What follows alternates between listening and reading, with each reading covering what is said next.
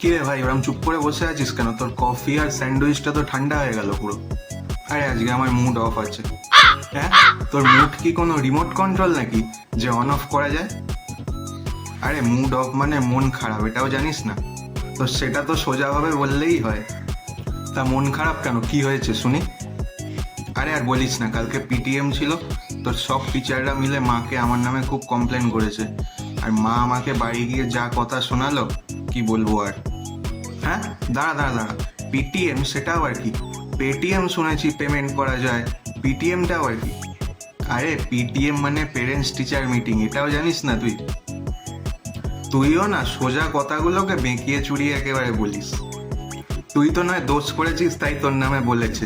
আমাদের ক্লাসে একবার কি হয়েছিল শোন।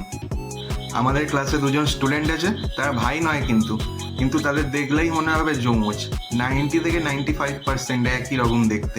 একবার কি হয়েছে, একজন স্কুলের জানলার কাঁচ ভেঙেছে, আর ক্লাস টিচার বুঝতে না পেরে পরের দিন আরেকজনের বাবাকে রাস্তায় দেখতে পেয়ে বলেছে উল্টো পাল্টা। আর তারপর তো তার বাবা তাকে জামার মেরেছে, ও এক সপ্তাহ স্কুলেই আসতে পারেনি, শুধু শুধু মার খেয়ে গেল বেচারা। তোর এসব চিপ জোকস রাখতো, তোর জোকসে আমার একদম হাসি পাচ্ছে না। চ তাহলে অন্য কোথাও যাই। হ্যাঁ তাই চ। কাকু কত হলো আমাদের? একটা স্যান্ডউইচ, একটা ডিম টোস্ট আর দুটো কফি। 176 টাকা। ঠিক আছে, 100 টাকা তাহলে আমি দিচ্ছি, 76 টাকাটা তুই দিয়ে দে। হ্যাঁ 76 মানে কত?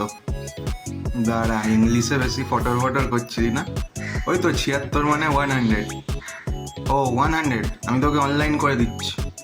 হ্যাঁ দিয়ে দে।